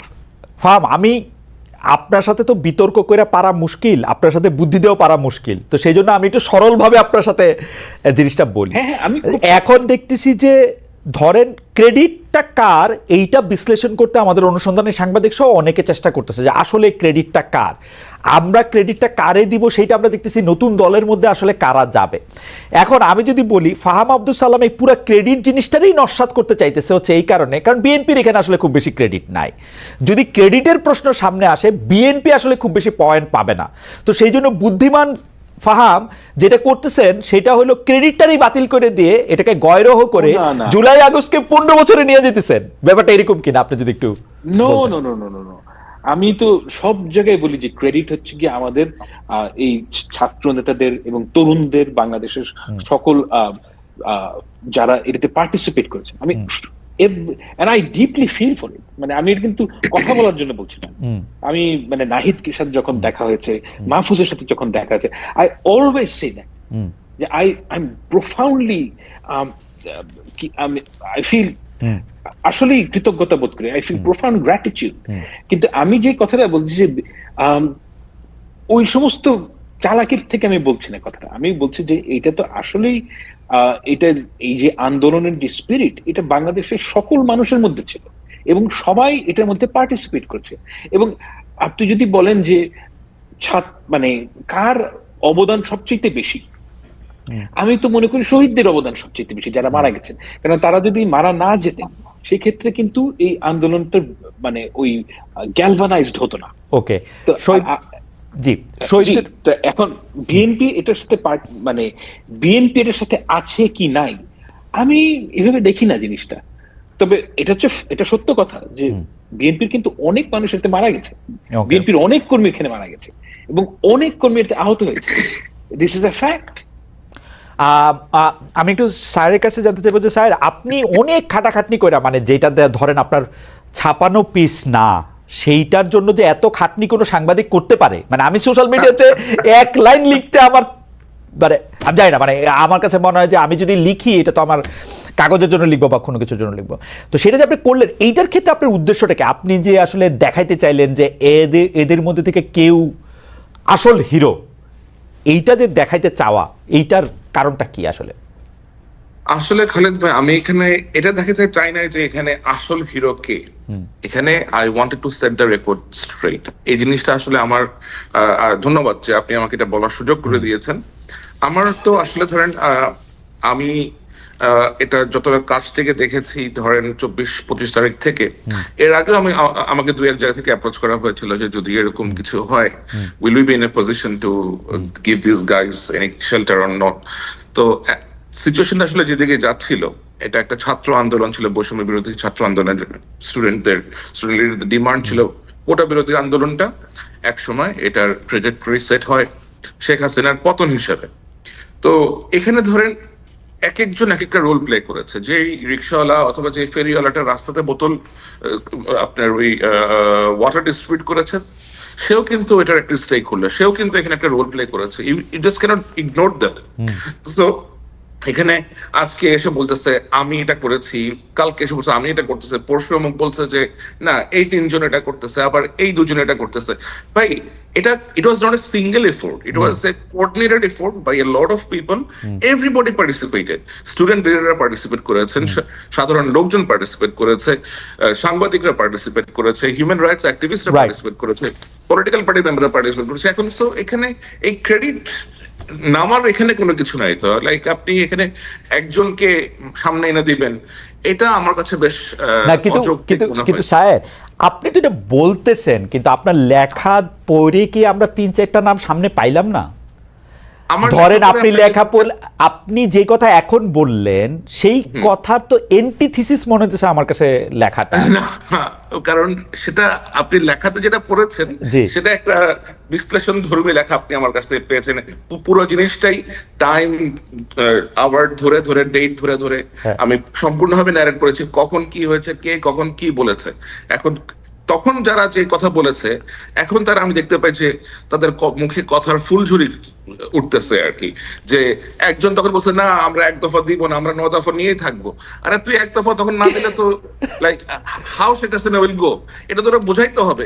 ওটা যখন ওরা বোঝানোর জন্য চেষ্টা করা হয়েছে তখন সে বলে যে হ্যাঁ আমাকে মিলিটারি দিয়ে ভয় দেখাইছে। কাউরে মিলিটারি দিয়ে কেউ কোনো ভয় দেখায় নাই ভাই। তোমরা বলা হয়েছে যে এখন যদি এটা এক দফাতে না দাও মানুষজন আরো মারা যাবে, সেটা এক দফা। তো তোমরা যদি লাইক এখন তো আমাকে এই প্রশ্ন করতে হয় যে যদি 2 তারিখে ওরা এক দফার দাবিটা না দিত, if they are not push by those group of people, তাহলে কি হইতো? এরা তো 5 তারিখ যে বঙ্গভবনটা ঘেরাও করবে, লাইক আপনি সরি গণভবনটা যে ঘেরাও করবে, এরা তো ওটা তো আপনি রাজি হচ্ছিলেন। ওটা বহুত পুশ করে রাজি করানো হয়েছে এদেরকে। আচ্ছা sir, They wanted to do it 6 তারিখ 7 তারিখ। আচ্ছা স্যার, আপনার কাছে কি এরকম মনে হয় কিনা যে আপনার এই লেখা পড়া কেউ একটা টেক এরকম নিতে পারে এখন যে ড্রাইভিং সিটে নাহিদ, মাহফুজ, হাসনাত, সার্জিস, আসিফরা আসে, আপনার লেখা পড়া মনে হতে পারে যে they are not the real deal? আমার রিয়েল ডিলটা রয়েছে হচ্ছে এই কয়জনের মধ্যে, আপনি যেটা সালমান কোসেন বা সাদিক কায়েম বা মাসুদ বা বিদেশি সাংবাদিক, তারা এটা মনে হইতে পারে কিনা যে আপনি ওদেরকে একটু এরকম কাট্টুসাইজ মনে হওয়া উচিত হবে না। হ্যাঁ, এরকম মনে হওয়া উচিত হবে না। আর নাহিদ বলেন, আপনি আসিফ বলেন, অথবা যারাই ছিল তখন, তাদের সাথে কিন্তু আমার কোন রকমের তখন যোগাযোগ ছিল না, সরাসরি রকমের ভায়া যোগাযোগ ছিল। এবং আমি বুঝতেছিলাম যে তারা 1 পা আগাচ্ছে 2 পা পেছাচ্ছে, 1 পা আগাচ্ছে 2 পা পেছাচ্ছে। They are kind of confuse যে কি actually what would be the correct decision. তাদেরকে যখন পুশ করা হচ্ছে বিভিন্ন অ্যাঙ্গেল থেকে, শুধু আমার এখান থেকে যে গেছে তা না, আরো বিভিন্ন অ্যাঙ্গেল থেকে অনেকেই তাদেরকে নিশ্চয়ই অ্যাডভাইস করেছেন, and accordingly they have taken the correct decision. সুতরাং এখানে আমার সাথে যার কানেক্টিভিটি ছিল, আমি দেখেছি how he was manoeuvring the entire operation and keeping his calm, that's all I have praised. এর থেকে বেশি কোনো কিছু না। এবং এটা আমার মনে হয় করা উচিত আমাদের, কারণ আমাদেরকে তো ধরেন যে কাজটা করেছে, যে রোলটা প্লে করেছে, you need to give them the thanks, give them the appreciation that you have done a great job. আচ্ছা স্যার, আপনার কাছে কি কখনো মনে হয় যে আপনি খুব মানে ওপিনিয়নেটেড? কারণ আপনি সোশ্যাল মিডিয়াতে দাবি তুললেন আদিলুর রহমান খান এবং সৈয়দা রেজাওয়ানা হাসানকে প্রত্যেক করে ফেলতে হবে, তাদেরকে বাদ দিয়ে দিতে হবে। তো এইটা মানে এটা কিরকম? জাস্ট এবারে আমার এটা তো আসলে এখন আমি এই মুহূর্তে সব পুরো জিনিসটা তো এখন প্রকাশ করতে পারবো না, কিন্তু মূল মাস্টার মাইন্ড, অনেক কিছুর মূল মাস্টার মাইন্ড একটা লোক আছে। এই লোকটার নাম হচ্ছে নুরুল ইসলাম ভূঁইয়া ছোট। হ্যাঁ, ওকে, এই লোকটা অনেক কিছুর মাস্টার মাইন্ড, তার সাথে অনেক আছে, মুস্তাইন জহির, তারপরে আরো কে আছে, এদের একটা চক্র আছে। এই চক্রটা কি চায় সেটা আমরা জানি, কিন্তু সেটা বাংলাদেশে সম্ভব হবে না, সরি। না, আপনি যেহেতু নামই বলে ফেললেন, এই চক্রটা কি চায়? মানে ফাহাম আব্দুল সালাম ওদের পক্ষের লোক? মানে আমি বোঝার জন্য বলতেছি, ফাহাম আব্দুল সালাম ওদের শত্রু? শত্রু। আচ্ছা আচ্ছা, মানে আমি এখন খালিদ ভাই, আপনি মজার জিনিসটা দেখবেন, এখন যখন আমরা ন্যাশনালিস্টিক কথাবার্তা বলবো, বাংলাদেশ সেন্ট্রিক কথাবার্তা বলবো, ফাহাম আব্দুল সালামকে বানানো হবে ভারতের চর, ভারতের আমারে বানানো হবে আমি কচুকের থেকে শিক্ষা আসছে জিনিসপত্র, এবং বহুত কিছু এখন আসবে। ওকে, সো আমি তো কচুক্ষেত থেকে শিক্ষা আসতে হ্যাপি, আমি তো দিল্লির থেকে শিক্ষা আসতে চাই নাই ভাই, আমি তো বাংলাদেশে পোলা, আমি কথা বলবো আমার দেশের জন্য। তুমি এসে এই হয়েছে ওই হয়েছে, এগুলা কি ভাই? এই সমস্ত বুকিচুকি করার কোনো দরকার আছে নাকি? Work for your country, talk your people's language, like dance in their tune. Don't dance with anybody else's tune. That's my message is very straightforward. I am for my country, I am for my people, I will serve their purpose, I will work for them, and I will if required I will like আচ্ছা sir, এই সিরিজে আচ্ছা sir, এই সিরিজে আমার এটা শেষ প্রশ্ন। ধরেন আপনি এই ঘটনাটার বিস্তার বা এটার পক্ষের প্রমাণ আপনি দিবেন হচ্ছে আসলে পরে, ক্রমশ আপনি লিখবেন, এটা বুঝাই যাইতেছে, কারণ আপনি যেটা বলেন সেটা আমি একবারে ধইরা বাইন্দা কাগজ, কিন্তু যখন পর্যন্ত আপনি এটা লিখেন নাই তখনই নামগুলি বলা এটা ঠিক, মানে হাউ ডাজ ইট সাউন্ড? মানে আপনি আদিলুর রহমান খান, এটা হচ্ছে কি আসলে খালেদ ভাই, যারা এটা সাথে যুক্ত আছে এবং যারা এই জিনিসগুলোর ব্যাপারে কম বেশি, আবার ইউ আস্ক ফাহাম ভাই, he will also agree, you ask any politically না, এটা তো বোঝা গেল ফাহাম যেহেতু উনাদের শত্রু, ফাহামও তো এই কথাই বলবেন তাহলে আর মানে আপনি আপনার যে of course you have a large circle back in Bangladesh, জি। You just run this things, you just run what I said, যে ওই স্পেসিফিক দরগা শরীফ, ওই একটা নিষিদ্ধ ঘোষিত যে পার্টি, এটারে অ্যাক্টিভ করতে যাচ্ছে কে, এটার যে ব্যান আছে এটার ব্যানটা কে লিফট করতে চায়, গোলাম সারোয়ার নামে একটা ক্যারেক্টার আছে, এক লয়ার, সে কোথায় কোথায় গিয়ে কোঅর্ডিনেট করে বেড়াচ্ছে, এগুলো সব আমরা জানি রে ভাই, কে কোথায় যাচ্ছে, everybody like we know all of this things. আচ্ছা, এগুলো সিক্রেট না। আমি আপনার কাছ থেকে কথাটা একটু কায়রা নিয়ে আমি একটু ফাহামের কাছে যাই। ফাহাম, একটা খেলার কথা বা একটা লক্ষ্যের কথা সায়ের কিছুটা বলল, আমি একটু জানতে পারি বা আপনি একটু বলতে পারেন যে এই লক্ষ্যটা আসলে কি, মানে বাংলাদেশটা কি করবে, মানে মানে কি হইলে সবাই খুব খুশি হবে, মানে সায়ের যে নামগুলি বললেন এবং যারা দেখতেছি যে বাংলাদেশে অনেক কিছু নিয়ে যাদের অনেক ক্ষোভ দুঃখ, সবাই খারাপ, কি হইলে বাংলাদেশটা একটু ভালো হবে, মানে লক্ষ্যটা কি? মানে সায়ের তো বললো না, সায়ের হয়তো পরে বলবে যে কিছু একটা লক্ষ্য তো আছে, সেই লক্ষ্যটা কি? আমি আসলে এটা জানি না, আমি সায়ের মতন এত ইনফরমেশন তো আমার কাছে নাই। হ্যাঁ, তবে আমি একটা কথা, মানে I am confident about it, যে বাংলাদেশে অনেক মানুষ অনেক কিছু প্ল্যান করে খুব গ্র্যান্ড আইডিয়া নিয়ে, এগুলো ফেল করে। ফেল করে কারণ হচ্ছে গিয়ে এই সমস্ত চাহিদার মূল কারণ কিন্তু বাংলাদেশের পরিবর্তন না, এটা হচ্ছে গিয়ে আমার ব্যক্তিগত কিছু চাওয়া, ব্যক্তিগত গ্রাজ, ব্যক্তিগত আমি ওরে পছন্দ করি না, ও ইসলামিস্ট, আমি ওরে পছন্দ করি না, ও সিআইএর দালাল, এমনি করে সবাই গুটি চাওয়াচারি করে। এবং আমি জিনিসটাকে ওইভাবেই দেখি এবং আমি এটা বালখিল্য হিসেবে মনে করি, মানে এটার সাথে এটাকে আমি কোনো থ্রেট মনে করি না। তারা চেষ্টা করছে, তারা অনেক কিছুই চেষ্টা করবে, যেমন তারা আমি জানি না তাদের মানে মোডাস অপারেন্ডি কি, যেটা আমি জানি না কিভাবে, কিন্তু আমি একটা জিনিস মনে করি, বাংলাদেশে যদি আপনি কিছু চেঞ্জ করতে চান আপনার হিউজ পাবলিক সাপোর্ট লাগে। I don't think they have got it. So তারা অনেকে যে বলে যে বিএনপির পাবলিক সাপোর্টটাই ওইটা, যেহেতু বিএনপি একটা বড় দল, কিন্তু আমরা যেটা মনে করতেছি ওরা যেটা কথা বলতেছে সেইটা আসলে বিএনপি তাদের সাপোর্টটা পায় বলে বিএনপি বড়, আসলে বিএনপির আদর্শের জন্য বিএনপি বড় না। Whatever doesn't count. ভোটের দিনে কে কাকে ভোট দেয় এটা কথা। আপনি তো বিয়ে করতে বসেন নাই, আপনি তাকে ভোট দিবেন, রাইট? এখন এটা আমি ছোটবেলার থেকে শুনে আসছি যে বিএনপি একটা ক্লাব, সো বি ইট। আপনার যদি মনে হয় যে এটা একটা ক্লাব, দ্যাটস ফাইন, কিন্তু ভোট কাকে দেয় এটা হচ্ছে কথা। যদি ওরা ভোট এখন বিএনপির না দেয় তাহলে তো বিএনপি পারবে না। ফ্রি অ্যান্ড ফেয়ার ইলেকশন হলে দেখা যাক। I don't want them to be in পাওয়ার। আমার অ্যাক্টিভিজমের একটাই কারণ, গত 10-12 বছর ধরে একই কথাই বলছি, বাংলাদেশের মানুষ একটা ফ্রি অ্যান্ড ফেয়ার ইলেকশনে যাকে ভোট দেয় আমি মেনে নেব। যদি বিএনপি পায় বিএনপি, যদি সিপিবি পায় সিপিবি, যদি জামাত ইসলামী পায় Jamaat Islami, I agree, completely agri. কিন্তু আপনাকে একটা ফ্রি অ্যান্ড ফেয়ার ইলেকশন দিতে হবে, that's all I want. Okay sir, আমি ফার্মের কাছে আবার একটু আসবো। স্যার, আমি একটা জিনিস জানতে চাচ্ছিলাম যে আমার এখানে একজন সাংবাদিক এসেছিলেন, তো তার সাথে আলাপ প্রসঙ্গে তিনি আমাকে জানালেন যে জনাব তারেক রহমানকে দেশে ফিরতে দিচ্ছে না জনাব ইউনূসের সরকার, তাকে আসলে বিভিন্নভাবে মাইনাস করারই একটা পরিকল্পনা করা হচ্ছে। এই ব্যাপারে আসলে আপনার কোনো তথ্য আছে কিনা? আমরা প্রশ্নটাকে আরেকটু করতে চাই।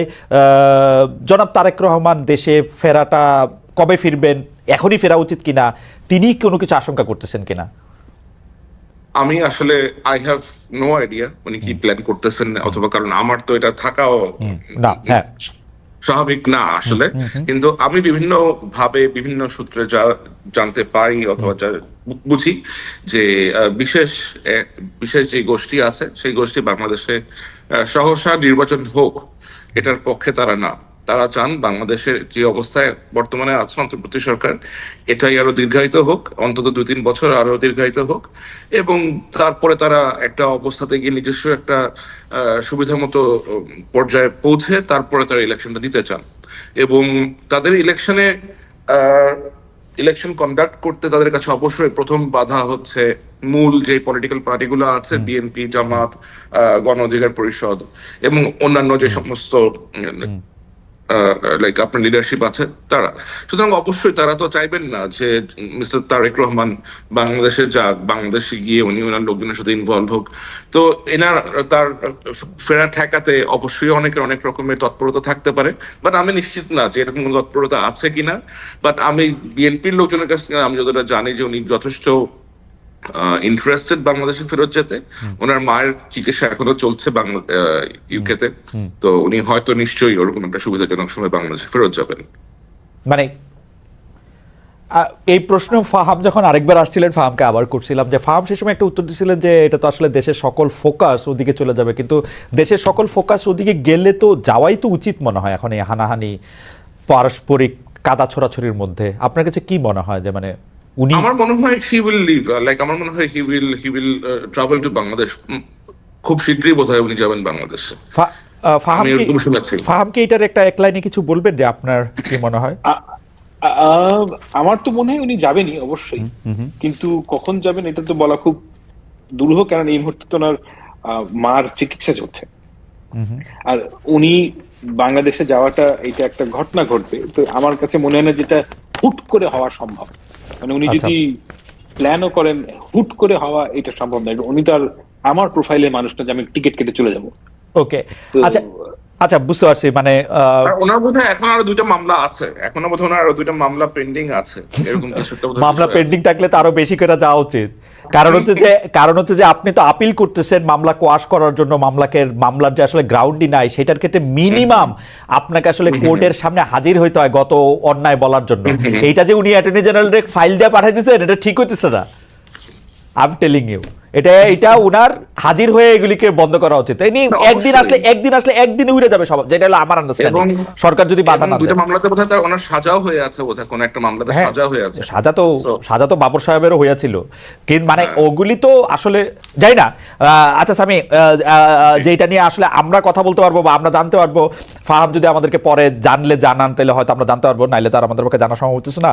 কিন্তু আমি একই প্রশ্ন, মানে এখন কতগুলি গুচ্ছ প্রশ্ন করবো, কিন্তু একই প্রশ্ন আপনাদের দুজনকে করতে চাই। একটা হচ্ছে যে সায়েরকে দিয়ে শুরু করতেছে। সায়ের, আপনি কি মনে করেন যে ডিজিএফআই যে দায়িত্ব 15, 17, 19, 22 বছর ধরে বাংলাদেশে করতেছিল সেরকম একটা ডিজিএফআই আমরা চাই কিনা? আমি একদম স্পেসিফিক 22 বললাম, কারণ হচ্ছে যে 2000 সালের আগে বা 25 বলতে পারি, 2000 সালের আগে আমরা ডিজিএফআইকে এত পলিটিক্স এত কিছু করতে, মানে প্রকাশ্যে করতে দেখি নাই, গোপনে করলে। অবশ্যই এরকম একটা ডিজিএফআই আমরা চাই না। আমরা এমন একটা গোয়েন্দা সংস্থা অথবা বাংলাদেশের গোয়েন্দা অর্গান আমরা এমন চাই যে গোয়েন্দা অর্গানের একটা গোয়েন্দা নীতিমালা আছে, যে গোয়েন্দা নীতিমালার অধীনে এই সংস্থাগুলো কাজ করবে। সেটা ডিজিএফআই হোক, এনএসআই হোক, এসবি হোক, যে যারাই হোক, এমআই হোক, এসএস হোক, like what ever it is, প্রত্যেকের জন্য প্রত্যেকটা প্রতিষ্ঠানের নীতিমালা থাকা উচিত, এবং এই নীতিমালার বাইরে যায় এরা এমন কিছু যেন করতে না পারে। এবং এদেরকে যেন কোনো পলিটিক্যাল পার্টি, যে পলিটিক্যাল সরকারই আসবে, একটা লেয়ারের পরে যেন এদের মধ্যে কোনো রকম পেনিট্রেশন না হয়। কারণ the moment you will allow political penetration within this like agencies, then it will collapse, it will go back to that square one again. কারণ এদেরকে ব্যবহার করেই কিন্তু আপনার রাজনৈতিক ব্যক্তিরা নিজ যে চেষ্টাগুলো আছে, যে আকাঙ্ক্ষাগুলো আছে ওনার, লাইক আপনি চরিতার্থ করে থাকেন। কিন্তু স্যার, আপনি তো আরো এই বিষয়ে বিশেষজ্ঞ। আমার কাছে যাওয়ার আগে একটু জানতে চাই যে আধুনিক রাষ্ট্রগুলা কিন্তু এরকম একটা শক্তিকে তারা ব্যবহার করেই, মানে পাকিস্তান আইএসআইয়ের কথা, ইন্ডিয়ার রাষ্ট্রগুলা যেখানে বৈশাখী রাষ্ট্রগুলো এরকম শক্তি ব্যবহার করে, কিন্তু আমাদেরকে এখন ওই যে আপনাকে একটু আগে আমি বললাম যে কেবলা কোনো দিকে দেওয়া যাবে না, কেবলা বাংলাদেশের দিকেই দিতে হবে। এবং আধুনিক রাষ্ট্রগুলোর নিজস্ব ন্যারেটিভ তাদের আপনার প্রতিবেশীর প্রতিও সেট করে দেয়। তো আমাদের নিজস্ব দক্ষতা, নিজস্ব যে ক্যাপাসিটি আছে, ক্যাপাবিলিটি আছে, এগুলো আমাদেরকে বৃদ্ধি করতে হবে। এগুলো বৃদ্ধি করে আমাদেরকে এমন একটা পর্যায়ে পৌঁছাইতে হবে যেন আমাদের জন্য যেন একটু ন্যারেটিভ সেট না করতে, বরঞ্চ ওদেরকে যেন আমাদের জন্য ডিসাইড করতে হবে যে ভাই কিছু করতে যাবো, ট্রাভেল করতে যাবো, আমরা ওদের উল্টা বিপদের মধ্যে পড়ে যাবো। সো এদের সক্ষমতাটা বৃদ্ধি করতে হবে, এবং এর পিছনে রাজনৈতিক যে লিডারশিপ আছে এদের ওই ইন্টেনশনটা থাকতে হবে। ওকে, ফাহাম, আপনার কাছে কি মনে হয় ডিজিএফআই? আমি মনে করি যে ডিজিএফআই প্রথমত এই as this organization it should be disbanded, DGFI এবং র্যাম্প। কারণ এটা এই কারণে যে আমি এটা স্বীকার করি যে ডিজিএফআই এর মতন একটা প্রতিষ্ঠান বাংলাদেশে প্রয়োজন আছে, এই ব্যাপারে আমার কোনো তর্কের অবকাশ নেই। কিন্তু একটা ব্যাপার কি যে দেয়ার কামস এ টাইম যখন একটা জিনিস এত টক্সিক হয়ে যায় নামটা, যে ওই স্যালভেজ করা যায় না ওই টক্সিক ব্র্যান্ডটা। তো আমার কাছে মনে হয় যে ডিজিএফআই ধরনের একটা প্রতিষ্ঠান যে কোনো সার্বভৌম রাষ্ট্রের, যেগুলো লার্জ দেশ, কিন্তু অবশ্যই প্রয়োজনীয়। এই এই প্রয়োজনের কথা আমি অস্বীকার করছি না, কিন্তু তবে ওইটা যে পলিটিক্যাল যে কথাটা সায়ের বললো, যে তার মানে এই না যে আমি আওয়ামী লীগকে সাইজ করব, বিএনপি কে সাইজ করব, জামাতকে সাইজ করব, সেই জন্য ডিজিএফআই থাকবে, ডিজিএফআই নিচের তলায় আপনার আয়নাঘর বানাবো, এই মানুষকে এখানে আপনাকে শাস্তি দেব, এইটা তো ডিজিএফআই কাজ হতে পারে না। ওকে, ওকে, এই জন্য আমার কাছে মনে হয় যে ডিজিএফআই কে ডিসব্যান্ড করা উচিত। আচ্ছা, একটা অন্য নাম ধরে একটা প্রতিষ্ঠান বানানো উচিত, যেটার ক্যাপাসিটি বিল্ড করতে হবে। প্রশ্ন নাম্বার 2, এটা আপনাদের দিয়ে শুরু, স্বামীর কাছে আমি স্যারের কাছে আমি একটু পরে আসতেছি। সেইটা হলো যে ফরেন ইন্টেলিজেন্স উইং কি বাংলাদেশে অপারেট করতে দেওয়া উচিত ঘোষণা দিয়ে? ফরেন ইন্টেলিজেন্স উইং তো কেউ বলে কই আসে না, মানে তারা তো আসে অন্য গোপনে নামে, গোপনে আসে, মানে এটা আপনি চাইলেই করতে পারবেন। কিন্তু সরকারকে জানায় তো আসে, সরকারের একটা খাতা তো থাকে, সরকারকে জানায় আসে না? সরকারের খাতায় থাকে, তার ডিফেন্স অ্যাটাশে হিসেবে আসে। আচ্ছা, হ্যাঁ, ওকে তো ওকে। ফরেন সত্যি কথা বলতে কি, আমি কিন্তু কখনোই মনে করি না যে ওই মানে ইন্ডিয়ান মানে information gathering is dependent on them. আমরা নিজেরা গিয়ে দিয়ে আসি। Absolutely sir, foreign intelligence wing বাংলাদেশে, ফরেন ইন্টেলিজেন্স উইং বাংলাদেশে এখন বিগত সরকারের সময় আমরা যেটা দেখেছি যে পাকিস্তানে গোয়েন্দা বৃত্তির অভিযোগে অভিযুক্ত এক কর্মকর্তা রাজেশ অগ্নিহোত্রী, ওনাকে বেশ বড় নিউজ হয়েছিল তাকে নিয়ে, যে উনি পাকিস্তানে ভারতীয় গোয়েন্দা সংস্থা রয়ের জন্য বিভিন্ন রকমের অপারেশনে লিপ্ত আছেন। পরবর্তীতে তাকে ফেরত পাঠানো হয় ভারতে, এবং ওই একই ব্যক্তি বাংলাদেশে অ্যাপয়েন্টেড হন। এবং এখন ধরেন আপনি যখন এরকম কোন ব্যক্তিকে অথবা কোন ডিপ্লোম্যাটকে অ্যাসাইন করবেন কোন নির্দিষ্ট দেশে, প্রথমে আপনাকে একটা অ্যাপ্রুভালের জন্য পাঠানো হয়। If you accept it, then only that individual can come, you know that. তো এখন যখন এটা দেওয়া হয় তখন কিন্তু একটা ওয়েটিং হয়। ওই ওয়েটিং এ চলে আসার কথা যে এই ব্যক্তিটা অ্যাকচুয়ালি কে। তো ওই ওয়েটিং এ যদি বের হয়ে আসে যে এটা একটা গোয়েন্দা সংস্থার অফিসার, তাহলে তো আপনাকে অবশ্যই সেটা অ্যালাউ করা উচিত না। আর যদি এটা মিউচুয়াল আন্ডারস্ট্যান্ডিং এ হয় যে আমার দেশের একজন তোমার দেশে যাবে আমাদের কোঅর্ডিনেশনের জন্য, বাট তার কাজ এটা না যে ওই পার্টির সাথে বসে মিটিং করা, এটা করা, অমুক স্কুলে যাবা, অমুক মসজিদে যাওয়া, অমুক মন্দিরে যাবা, ওইখানে গিয়ে গুটি চালি করা, এগুলো অ্যালাউ করা যাবে। ওকে, পরবর্তী প্রশ্ন, জেনারেল ওয়াকারকে নিয়ে দুই রকম কথা শোনা যায়। এক হচ্ছে যে তিনি আসলে শেখ হাসিনাকে দেশ থেকে পালাতে দিয়েছেন, তিনি অনেক আর্মির আওয়ামী লীগের শীর্ষ নেতাদের অনেকের ক্ষেত্রে চোখ বন্ধ করে রেখেছেন, তিনি শেখ হাসিনার একজন এমপ্লয়েড লোক, মানে মনোনীত একজন লোক ছিলেন, তিনি শেখ হাসিনার স্বার্থ অনেকভাবে দেখেছেন। আসলে জেনারেল ওয়াকারকে কিভাবে বিবেচনা করা হবে, আপনি যদি এক দুই বাক্যে বলেন। সামি, আপনাকে আমি জেনারেল ওয়াকারের বিষয়ে আমি তার খুবই ঘনিষ্ঠ মাধ্যম থেকে আমি যেটা জেনেছি, 5ই আগস্ট সকালবেলা উনি আপনার নামাজ পড়ে উঠে হি ওয়াজ ক্রাইং। আমি জানি না এটা কতটা সত্যি কতটা মিথ্যা। And he was asking the close person যে আল্লাহ এটা তুমি আমাকে কিসের মধ্যে ফেললা, why me and why at this time, what should I do. এবং এই উনি যদি আসলে ওরকমই ব্যক্তি হতেন, ধরেন আপনি যদি if you put beside him general Aziz অথবা জেনারেল শফি, উনি যে লাস্ট যিনি ছিলেন, আমার মনে হয় things would be extremely otherwise for the country. এই ভদ্রলোক উনি মিলিটারি অফিসার হিসেবে যথেষ্ট কেপেবল একজন অফিসার, এবং তার যোগ্যতার নিয়ে তিনি শেখ হাসিনাকে হেলিকপ্টারে উঠাইলেন কেন? এখন হেলিকপ্টারে না উঠে এখন would he allow to let people kill her? লোকজনের আগে আটকাই দিতে পারতেন, উনি চাইলে তো পারতেনই। He let people come and then Sheikh হাসিনাকে হেলিকপ্টারে উঠাইলেন, মানে এটা কেমনে, এই গল্প আমরা পরে কেমনে মিলাবো? উনি তো ব্যারিকেড দেন নাই লোকজনরে, আর্মি ব্যারিকেড দেয় নাই, কিন্তু আর্মি ঢাকার প্রত্যেকটা জায়গা থেকে লোকজনের ছাড়ছে, লোকজন আসছে, আসার পরে উনি আবার হেলিকপ্টারে তুলে দিয়েছেন মাননীয় প্রধানমন্ত্রীকে তার আমলে। এখন শেখ হাসিনাকে যে প্রধান হেলিকপ্টারে উঠতে দেওয়া হলো, এটা হয়তো প্রেসিডেন্টের কাছ থেকে ইনস্ট্রাকশন আসতে পারে, রাষ্ট্রপতিকে আপনি জিজ্ঞেস করতে পারেন যে আপনার কাছ থেকে আসছে কিনা ইনস্ট্রাকশন। ওকে, এইটা নিয়ে আমার কিছু এইটা একটা ভালো কথা বলছেন, আমি প্রেসিডেন্টের কথাটা ডায়েরিতে লিখে রাখলাম, যদি সুযোগ পাই তাহলে নিশ্চয়ই জিজ্ঞেস করব। কারণ he is the chief of all the armed force. Faham, গল্পগুলির টির মাথা একটু কাইটা দেন তো, যে এইটা না, আমি হলো একই কাজ করতাম, মানে আমি যদি ওনার জায়গায় থাকতাম, আমি ফাহাম না, আচ্ছা। আমি যদি মিলিটারি চিফ হতাম, তখন ঘটনা হচ্ছে এরকম যে আপনি at that point in time he knew যে যদি জনগণ যদি গণভবনে যায়, হাসিনাকে ধরে মুসুলিনির মতন করে উল্টা করে ফাঁসি দিয়ে আর 3 দিন ধরে লটকায় রাখবে, অ্যাবসলিউটলি গ্যারান্টিড এই ঘটনাটা ঘটতো। এখন আপনি যদি ওইটা অ্যাভয়েড করতে চান, আপনি হোয়াট আর দ্য অপশনস? আপনি তাকে দেশ থেকে বের করে দেন, এটা নাম্বার 1। নাম্বার 2 হচ্ছে আপনি তাকে কোনো জায়গায় ভরে রাখবেন, অর্থাৎ মানে জেলে টেলে কোনো একটা জায়গা রাখবেন। জেলে রাখতে গেলে মহাবিপদ হতো এই সময়, কারণ এই দেশেরই মানুষ গিয়ে ওই জেল ভাঙতো, ভেঙে তাকে বের করে হয়তো মুসলিনের মতো করে লটকাই দিত। হ্যাঁ, তো উনি ওই মোমেন্টে যেভাবে চিন্তা করেছেন, দেখেন উনি তো ওই মোমেন্টে জানেন নাই। আমরা কিন্তু সবাই ভাবছিলাম যে হাসিনা পালালে আওয়ামী লীগের লোকরা মনে করতো লাখ লাখ লোক মারা যাবে। হ্যাঁ, 100টা লোক তো মরেনি, বাংলাদেশের মানুষ তো আসলে প্রতিশোধ পরায়ণ হয় নাই, কিন্তু ওই বিপদটা তো ওই সময় আমরা কেউ জানতাম না। তো ওই না জানা অবস্থায় উনি এট দ্যাট মোমেন্ট উনি মনে করেছেন যে হাসিনাকে বিদেশে পাঠানো হচ্ছে বেস্ট অপশন। এবং এইটা এমন না যে আমি আমার আত্মীয়কে বাঁচালাম, আমার কাছে মনে হয়েছে যে ওই মোমেন্টে অনেক সেন্সিবল লোক এই ডিসিশনটাই নিত, অনেক সেন্সিবল লোক। এখন হয়তো নিবে না, কিন্তু ওই মোমেন্টে থাকলে ওই ডিসিশনটাই নিত। কিন্তু আমি একটা জিনিস বুঝতে পারি না, মানে কেন আমার কাছে একটু লাগে যে শেখ হাসিনার তো Ashis, can you extend for another 10 minutes or 15? Sorry, thank you. যেটা হইলো যে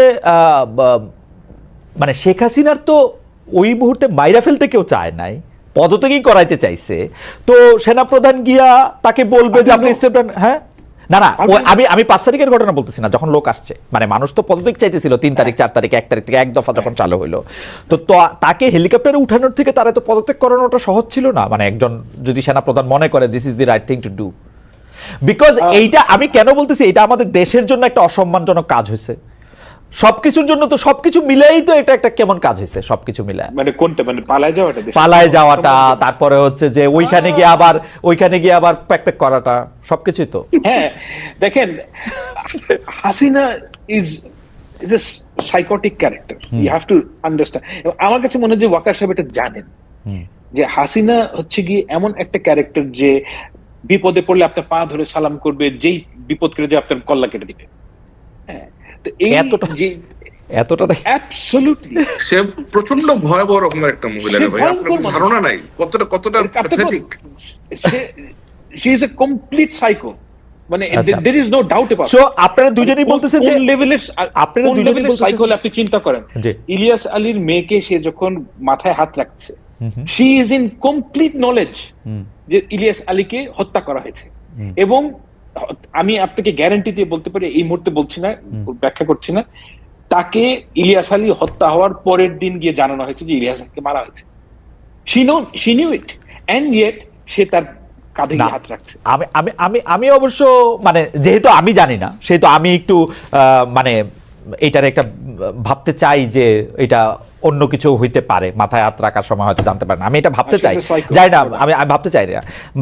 কিন্তু আমি লাস্ট প্রশ্ন যেটার জন্য আসলে দর্শকদের মধ্যে অনেক ওয়েট করতেছে, যে নতুন দল আসলো রাজনৈতিক, সেই নতুন রাজনৈতিক দল আমি একটু স্যারকে দিয়ে শুরু করতে চাই, ফাহামটা শেষ করুক। নতুন রাজনৈতিক দল আসবে 28 তারিখ, এর মধ্যে নাহিদ সাহেব উনি পদত্যাগ করেছেন উপদেষ্টা পদ থেকে, তিনি দলটাকে নেতৃত্ব দিবেন। এই দলটার বাংলাদেশে কি করবে, কেমন করবে, কারা তাদের সমর্থন দিবে, বা আপনি কি মনে করছেন স্যার? আমার মনে হয় এরকম একটা দল বাংলাদেশে আসা অত্যন্ত প্রয়োজন, কারণ বাংলাদেশে যে অবস্থা পলিটিক্যাল ডিসকোর্স আপনি দেখেন, জাস্ট লিমিটেড কয়েকটা political party, BNP, Awami League, Jamaat Islami, আর এই তো আর কয়েকটা স্মল কিছু পার্টিজ আছে, জাতীয় পার্টি, গণ অধিকার পরিষদ, এটসেট্রা এটসেট্রা। বাট এই দলের প্রতি মানুষের ইন্টারেস্ট থাকবে অনেক, কারণ এই দলের মধ্যে এমন কিছু ইন্ডিভিজুয়ালস আছেন যারা 2024-এর যে গণ অভ্যুত্থান হয়েছে এটাতে নেতৃত্ব দিয়েছেন। তো অবশ্যই মানুষের অনেক ইন্টারেস্ট থাকবে যে তারা কিভাবে অপারেট করে।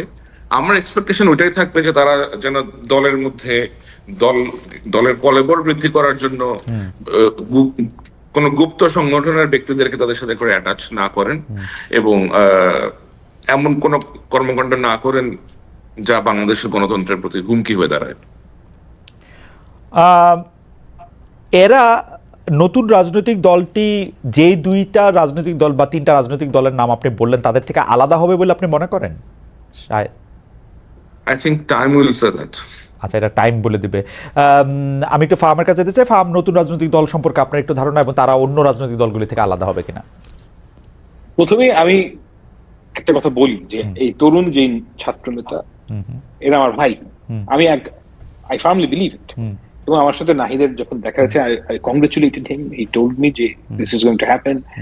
আমি তাদের সর্বাঙ্গীন মঙ্গল কামনা করি এবং আমি পুরোপুরি মনে করি যে বাংলাদেশের জন্য এটা একটা খুবই জরুরি জিনিস। বাংলাদেশের যে পলিটিক্যাল বন্দোবস্ত, অর্থাৎ আওয়ামী লীগ চলে গেলে, আওয়ামী লীগ না থাকলে আওয়ামী লীগের যে ভোট, এটা দেওয়ার জন্য একটা প্রপার বিরোধী দল, অনেকগুলা সরকার মানে লেজিটিমেট কন্টেন্ডার থাকা উচিত এবং সেই কন্টেন্ডার থাকার জন্য অনেকগুলো দল থাকলে ইটস গুড, হেলথি পলিটিক্স থাকা উচিত এবং আমি তাদের সর্বাঙ্গীন ভালো জিনিস কামনা করি। It's truth. Now the question হচ্ছে যে তারা কি ধরনের পলিটিক্যাল পার্টি হবে। This is a very important question. আমার কাছে যেটা তাদের জন্য যে পলিটিক্যাল ন্যারেটিভ, আপনি তো এটা সারা জীবন এটা পেডেল করতে পারবেন না যে আমরা তরুণদের দল, এটা তো ধরেন এখন পারবেন, নেক্সট নির্বাচনে হয়তো পারবেন, তারপর পারবেন। তো এটার জন্য কিছু পলিটিক্যাল প্রোগ্রাম থাকতে হবে, পলিটিক্যাল ন্যারেটিভ থাকতে হবে যেটা কন্ট্রাস্ট করে with BNP and Jamaat Islami. This is a very challenging area. মানে আপনি যদি এমন একটা পলিটিক্যাল পার্টির এমন একটা ফিলসফি নিয়ে আসেন যেটা বিএনপির সাথে ভীষণভাবে অ্যালাইন করে, তাহলে আপনার জন্য ওই পলিটিক্স নিয়ে মানুষের কাছে যাওয়াটা খুব খুব ডিফিকাল্ট হবে। মানে আপনি তো নাবাদী কাজ দিয়ে না, মানে পলিটিক্যাল ফিলসফি ঠিক করতে পারবেন। মানে আরেকটা ছোটদের বিএনপি হইলে খুব বেশি সুবিধা হবে না, বা ছোটদের জামাতে ইসলামী হইলে? ইয়েস, আমার কাছে মনে হয় সেন্টার লেফটে গেলে তাদের জন্য বেটার হবে। ছোটদের সিপিবি বা বড়দের সিপিবি? না, সেন্টার লেফট মানে আমি ঠিক মানে বামপন্থা হিসেবে বলি নাই। ও আচ্ছা আচ্ছা, এটা একটা চ্যালেঞ্জ। আমি বলছি যাতে প্রোগ্রামগুলা, কারণ বাংলাদেশে আমি মনে করি না যে আওয়ামী লীগের যে ন্যারেটিভ, সেই ন্যারেটিভ যদি আপনি আনা শুরু করেন আপনি পলিটিক্সে টিকতে পারবেন। কিন্তু আপনার যে পলিটিক্যাল ইকোনমিক প্রোগ্রাম, সেই ক্ষেত্রে আপনি সেন্টার লেফটের পজিশন ধরলে কিন্তু এটার সফল হওয়ার সম্ভাবনা আছে। আচ্ছা, মানে লাস্ট মন্তব্য সেইটা হচ্ছে যে স্বামী, আওয়ামী লীগের নেগেটিভটা বিএনপি এখন বেশি করে বলতেছে, এটা মানুষজন একটা বলে। আর দুই নাম্বার কথা হচ্ছে যে এই বিএনপি এই তরুণ যে রাজনৈতিক দল হইতেছে তাদেরকে, তারপরে হচ্ছে গণ অধিকার পরিষদকে, নূর সাহেবের দলকে শেষমেশ নিয়ে 5টা 3টা 4টা 2টা দিয়ে একটা নির্বাচনী বলয় তৈরি হবে জামাত ইসলামকে বাদ দিয়ে, আর বাকি সবার মধ্যে। এইটা সম্ভাবনা আপনি কত দেখেন? আপনি একটু যদি 20-40 মিনিটে যদি একটু বলেন, এটা আমি ফাহাম থেকে একটা লাস্ট লাইন শুনবো এটা নিয়ে। বিএনপি, আওয়ামী লীগের নেগেটিভ বিএনপি বলে, এটা হচ্ছে আওয়ামী লীগের ন্যারেটিভ বিএনপি বলে, কারণ বিএনপির কথাবার্তা আওয়ামী লীগের থেকে বেশ ডিফারেন্ট। আমি like the way I have notice যে তারা ওদের বডি ল্যাঙ্গুয়েজ, টোন এবং অ্যাপ্রোচ ইজ ভেরি ডিফারেন্ট দেন আওয়ামী লীগ। আর ওরা অন্যদের সাথে কোনো রকম মোর্চা করবে কিনা অথবা যৌথভাবে নির্বাচন করবে কিনা, এগুলো সম্পূর্ণভাবে তাদের রাজনৈতিক ব্যাপার। লাইক আমি এই সমস্ত রাজনৈতিক ব্যাপারে মতামত প্রকাশ করতে খুব বেশি একটা কমফোর্টেবল না। ওকে, ঠিক আছে। তাহলে আমরা ফাহামকেই বলি যে ফাহাম, আসলে আওয়ামী লীগের নেগেটিভটা বিএনপি দিতেছে কিনা এখন? অনেকে বলতেছে না। অ্যাবসলিউটলি না। আচ্ছা, মানে কোন নেগেটিভটা দিচ্ছে? এই যে বলতেছে 71 মুক্তিযুদ্ধ, আওয়ামী লীগ যেরকম করে কথা বলতো, ওইটাকে ভাঙা যাবে না, সংবিধান চেঞ্জ করা যাবে না, প্রেসিডেন্টকে সরানো যাবে না, বঙ্গবন্ধুর 32 নম্বর ভাঙা ঠিক হয় নাই, ইত্যাদি ইত্যাদি। আমার কাছে তো দেখেন, আপনি যদি একটা রেসপন্সিবল পলিটিক্যাল পার্টি হন, আপনি যে কোনো একটা জিনিস চাওয়ার আগে আপনাকে বুঝতে হবে how to deal with it. হ্যাঁ, আপনি চুপ্পুকে সরাবেন, দ্যাটস ফাইন। চুপ্পুকে সরানোর পর কে আসবে? এটা একজন ইউটিউবারের কাছে এটা গুরুত্বপূর্ণ বিষয় না, কিন্তু যখন আপনি একটা রেসপন্সিবল পলিটিক্যাল পার্টি হবে তখন আপনি দেখবেন যে চুপ্পুকে যদি সরানো হয় এরপর যে লোকটা আসবে সে কি হবে। আমরা একটা ডিজি ঠিক করতে পারি না, আমরা একটা ডিজি ঠিক করতে গেলে পুরো জাতি দুই ভাগ হয়ে যায়। একটা শিল্পকলার ডিজি ঠিক করতে গেলে, একটা প্রেসিডেন্ট ঠিক করতে গেলেও সর্বনাশ হয়ে যাবে। তো এই কারণে তারা তারা চুপ্পুর ফ্যান না BNP. Chuppu is literally, not literally, Chuppu is effective in effect, he is in house arrest. Right right. তো এখন চুপ্পুর ফ্যান না বিএনপি, কিন্তু চুপ্পুকে সরাতে গেলে যেই বিপদটা হবে সেই বিপদটাকে অ্যান্টিসিপেট করা ইউটিউবারদের কাজ না, কিন্তু যেই রেসপন্সিবল পলিটিক্যাল সত্যি কি ধরেন ধরেন ধরেন চুপ্পু সাহেবের বদলে অন্য একজন সাহেবকে প্রেসিডেন্ট করলে কি হইতো শপথ নেওয়া? না না, আপনি যাকে আনবেন এই লোকটা কে? যে কোনো একটা র্যান্ডম লোক নাকি আপনি প্রেসিডেন্ট কি একটা র্যান্ডম লোককে? এই কাজটি তো আর শেখ হাসিনা যে করলো র্যান্ডম লোকের প্রেসিডেন্ট, এটাই তো খারাপ কাজ হয়েছে। মানে এই এই এই এই পজিশনগুলোর তো মর্তব্য আছে। ওকে, র্যান্ডম লোককে ধরে আপনি প্রেসিডেন্ট কেন বানাবেন? ঠিক আছে। আমরা অনেকগুলি বিষয়ে অনেক গুরুত্বপূর্ণ আলোচনা আজকে শুনলাম। জনাব ফাহাম আব্দুল সালাম, আপনাকে অনেক ধন্যবাদ। অনেক ধন্যবাদ জুলকারনাইন স্যার, অনেকগুলি বিষয় নিয়ে আসলে আমরা কথা বলেছি। আমি নিজেই আজকের অনুষ্ঠানটা নিশ্চয়ই আরো বার দেখে আরো বিষয় আমার নিজের কাছে আমি দেখতে পারবো। অনেক দর্শক আমাদের সঙ্গে ছিলেন, 15,000-এর মতো। আপনাদের দুজনকে অনেক অনেক ধন্যবাদ। আমরা আবার দেখা হবে।